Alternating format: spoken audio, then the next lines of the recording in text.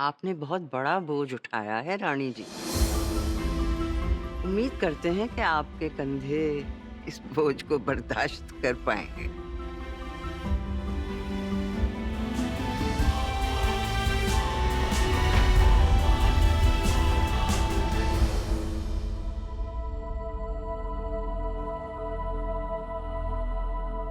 राणा जी, ये पत्र रानी जी ने आपके लिए भेजा है। वो मेज पर जो कुछ भी हुआ वो हुआ क्योंकि मैं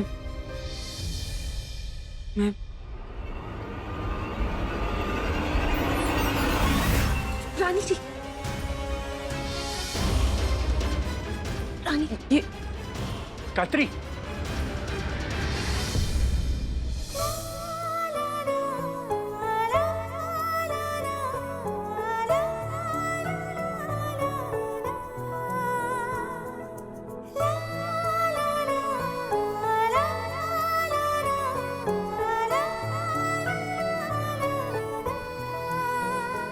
अरे गायत्री को क्या हुआ?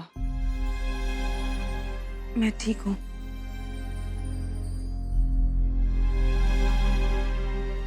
राजमाता, रानी जी ने सुबह से कुछ भी नहीं खाया क्योंकि वो शुद्ध शाकाहारी हैं। और राजमहल में आज कुछ भी शाकाहारी नहीं बना।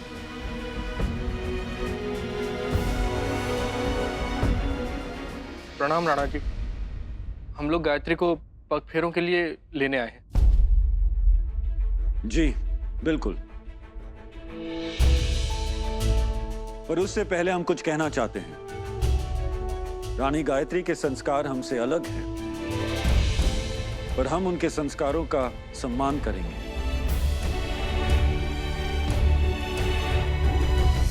आज से राजमहल में एक अलग शाकाहारी रसोई बनेगी जिसमें मांस का अंदर जाना मना होगा। महाराज, यहाँ तो गंगा उल्टी ही बह रही है।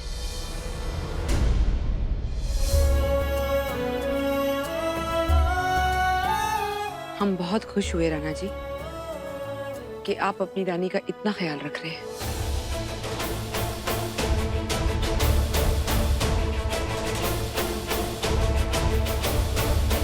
उनकी जगह कोई और होता तो भी हम यही करते राजमाता।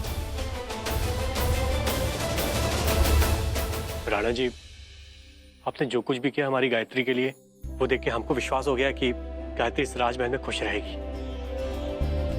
हम आशा करते हैं और पूरी कोशिश करेंगे कि पग फेरों की रस्म के बाद जब गायत्री को लेने आप हमारे घर आएंगे तो हम भी आपका ऐसे ही सत्कार कर सकें।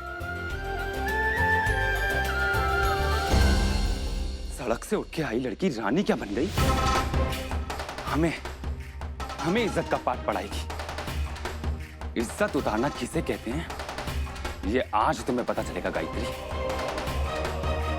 वो तो द्रौपदी थी जिसके चीर हरण में उसे बचाने भगवान कृष्ण आए थे।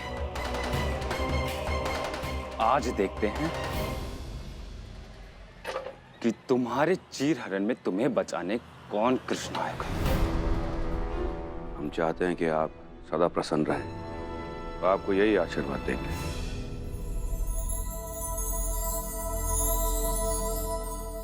नहीं रानी, आपने इतना बड़ा काम अपने सर पर ले लिया है और देखिए ना, राजभोग की जिम्मेदारी उठाकर आप तो अपने मायके चल पड़ी। अब हमें तो डर लग रहा है कहीं कुछ ऊंच नीच ना हो जाए। कुंवर चाची, मैं आपका डर समझ सकती हूँ, लेकिन मैं आपसे वादा करती हूँ आगे से ऐसा कुछ नहीं होगा जिससे राजमहल की मर्यादा को ठेस पहुंचे।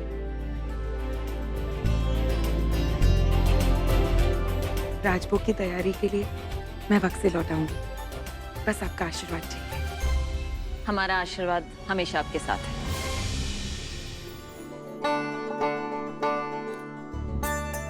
हम प्रार्थना करेंगे जो कार्य आपने अपने हाथ में लिया है उसमें कोई बाधाएं नहीं आए। मैं आपका विश्वास नहीं तोड़ूंगी राजमाता। बड़ी रानी माँ, आंचल संभाल के रानी जी।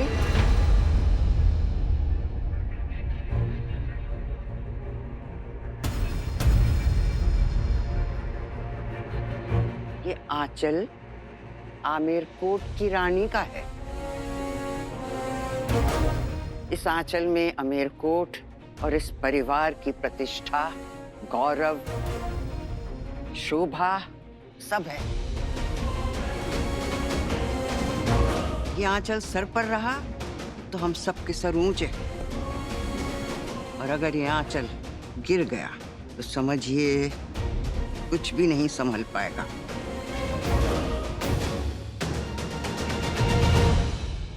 आपकी इज्जत अब आमेर कोट की इज्जत है, याद रहे।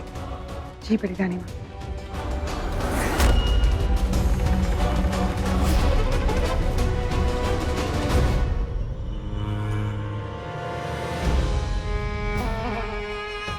जिस तरह उस गायत्री ने इसी जगह मंत्री परिषद के सामने हमारी इज्जत उछाली थी, तुम्हें भी बिल्कुल वैसा ही करना है।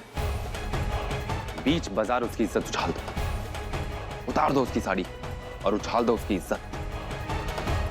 फिर देखते हैं किस इज्जत को संभालते हुए वो इस राजमहल में आएगी।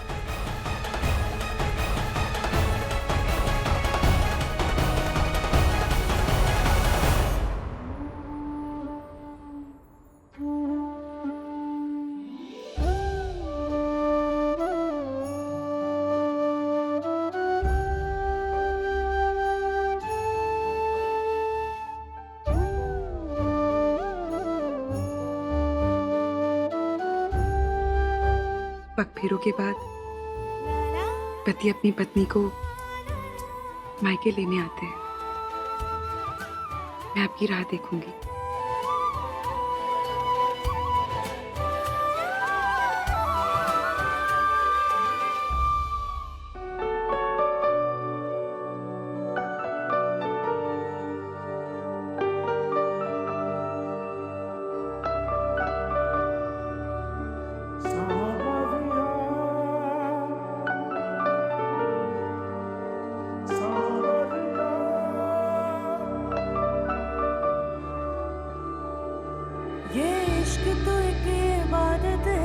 सब खो के ही सब पाते हैं। ये इश्क भले पुराना हो सब ये कहते ही रह जाते हैं।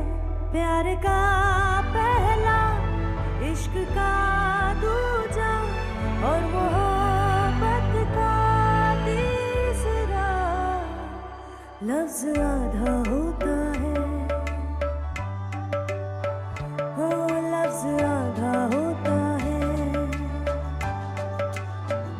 हम कभी आपको लेने नहीं आएंगे। भैया अच्छा हुआ ना हमने मुकुंद भैया को मंडी भेज दिया। अब राजभोग की तैयारी जल्दी शुरू हो जाएगी। पर एक बात कहूं गायत्री, तूने तो कमाल कर दिया। जो ये राजघराने वालों को जो व्यापारी बुद्धि दिखाई ना, वाह। अब है ना गोविंद सिंह की बेटी तू। है ना भैया, मैंने सबको वहाँ समझा दिया। अब तो दिल से इच्छा है कि ससुराल में मेरी बहन की सब पूछ परख करें, सब वाह वाह करें। मुझे और कुछ नहीं चाहिए। भैया अरे तू रो क्यों रही है? चल आंसू पहुंच। व्यापारी की बेटी है, आंसू भी सोच समझ के खर्च करना चाहिए। अच्छा चल बता और क्या क्या करना है? क्या बताऊं भैया, समय ऐसे बह रहा है जैसे बचपन में मुकुंद भैया की नाक देती थी। गायत्री तू ये सब करेगी कैसे? काम तो बहुत है भैया, पर आप फिक्र मत कीजिए, मैं सब कुछ संभालूंगी। बस शाम ढलने से पहले मैं घर पहुंच जाऊं ताकि मैं राजभोग की तैयारी कर सकूं। वैसे भी राणा जी का मान रखने के लिए ये काम मैंने अपने हाथों में लिया है। कुछ गलत नहीं होने दूंगी। अम्मे माता तेरा हमेशा साथ देंगी। अपनी बलि चढ़ाकर आप अपना वचन नहीं रख सकते राणा जी। हम जानते हैं एक राजपूत का वचन ही उसकी मर्यादा है, लेकिन आपने इस लड़की के साथ विवाह का वचन दिया, निभाने का नहीं। इस विवाह की अग्नि में हमने आपको जलते हुए देखा है और हम आपको अपनी आहुति नहीं देने देंगे। ये रिश्ता एक राजनीतिक सौदा है।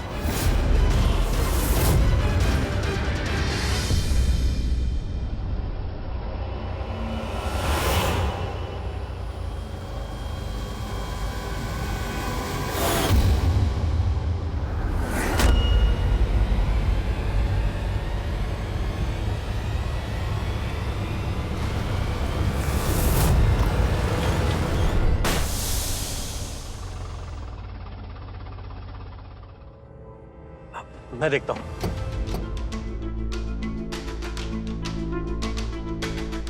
हे भगवान,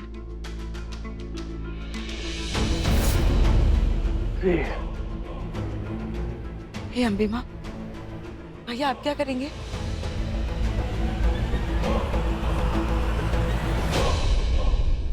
हम आपका मतलब नहीं समझे बड़ी रानी माँ।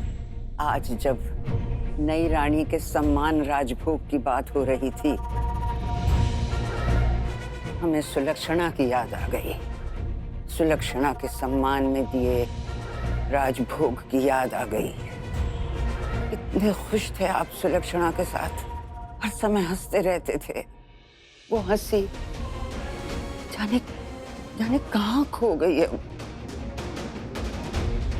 गले में हार भी डाला जाता है और फंदा भी। रिश्ता अपने मन से जोड़ा जाए तो गले का हार होता है, और जबरदस्ती जुड़वाया जाए तो फंदा बन जाता है। और हम आपको इस फंदे में घुटते हुए नहीं देख सकते।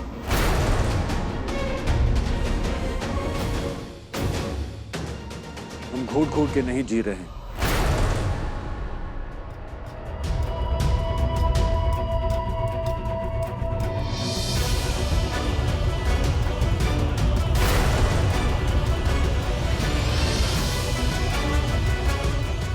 भैया,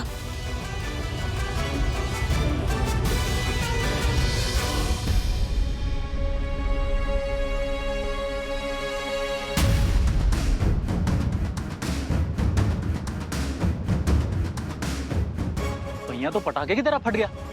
पास में एक आदमी है, मेरे साथ आइए, मैं लेके चलता हूँ, ठीक कर देगा वो।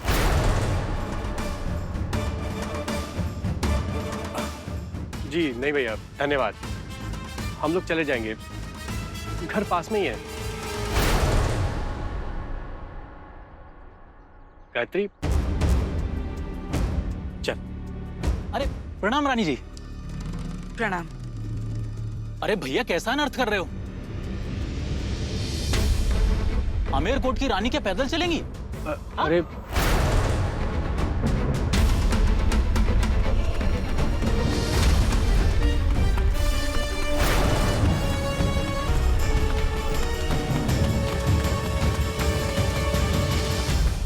भैया अब तक मैं रानी बनी नहीं हूँ, मैं पैदल जा सकती हूँ। जैसी आपकी आज्ञा। चलो गायत्री। धन्यवाद। चलिए भैया।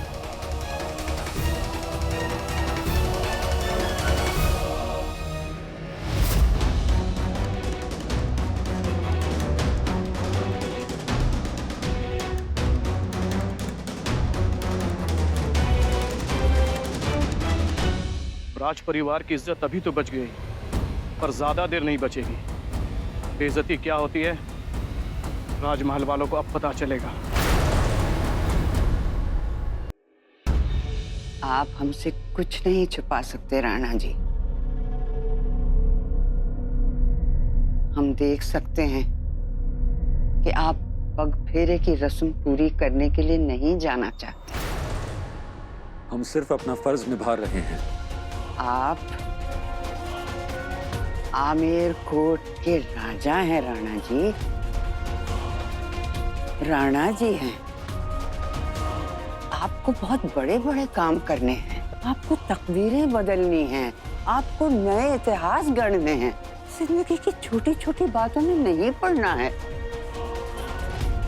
गायत्री रानी को मायके से लिवा लाने के लिए आपके जाने की कोई जरूरत नहीं। कोई और भी जा सकता है। जहाँ छोटे मोटे हथियार से काम चल जाए, तलवार को नहीं भेजा करते।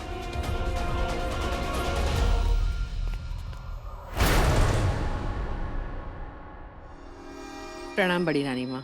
राणा जी, ये रानी जी का ताज है, इसे देखिए और याद रखिए, आप लोग राजा रानी हैं, मामूली पति पत्नी नहीं।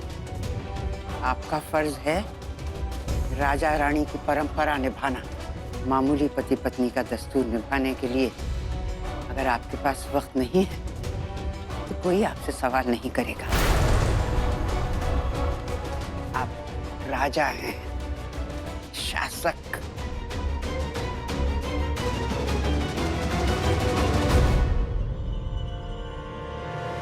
राणा जी, राजमाता ने आपको बुलाया है। वो जानना चाहती है कि आप पग फेरे की रस्म के लिए कब जाएंगे।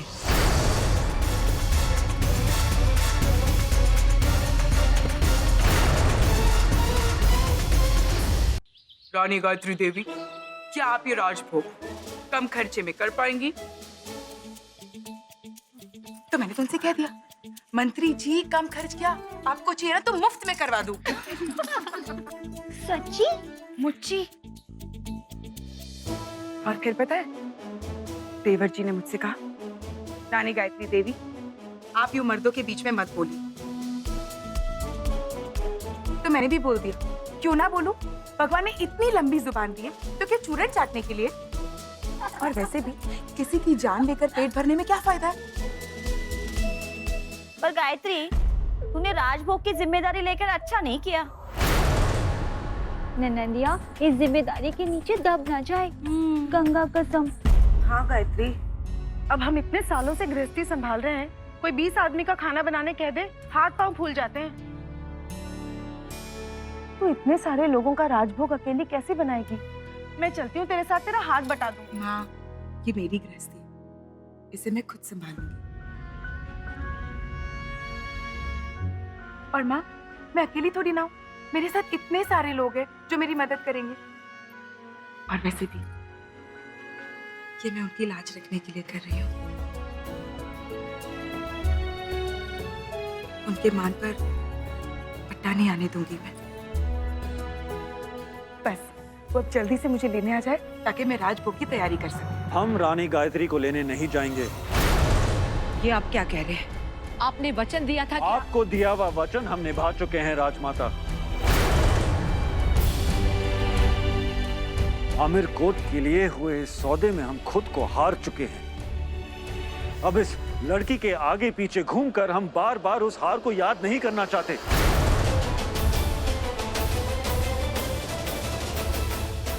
आज की ताजपोशी के बाद वो रानी बन जाएंगे। रानी सुलक्षणा के सारे अधिकार उन्हें मिल जाएंगे, पर हमारी पत्नी सुलक्षणा का एक भी अधिकार उन्हें नहीं मिलेगा। आप चाहें तो उन्हें लेने के लिए हमारी कार भेज सकते हैं, उस पर हमारा राज चिन्ह है। और रही बात हमारी, तो हम नहीं जाएंगे। राणा जी, ये परंपरा है, आपको निभानी पड़ेगी। हम सारी परंपराएं निभा रहे हैं, ये एक नहीं निभाएंगे, कोई फर्क नहीं पड़ेगा। पग फेरी की रस्म पति के जाए बिना पूरी नहीं होती। सोचिए लोग क्या कहेंगे। लोगों की बात सुनकर हमारे दिल में क्या गुजरेगी। रानी गायत्री की तस्वीर देने से पहले आपने सोचा था कि हमारे दिल पर क्या गुजरेगी? राजमाता आप अच्छी तरह से जानती हैं कि हमने रानी गायत्री की मांग में सिंदूर नहीं भरा।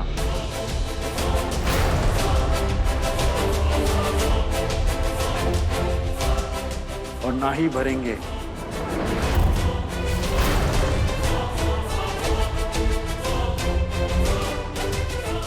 मोटर भेज दीजिए।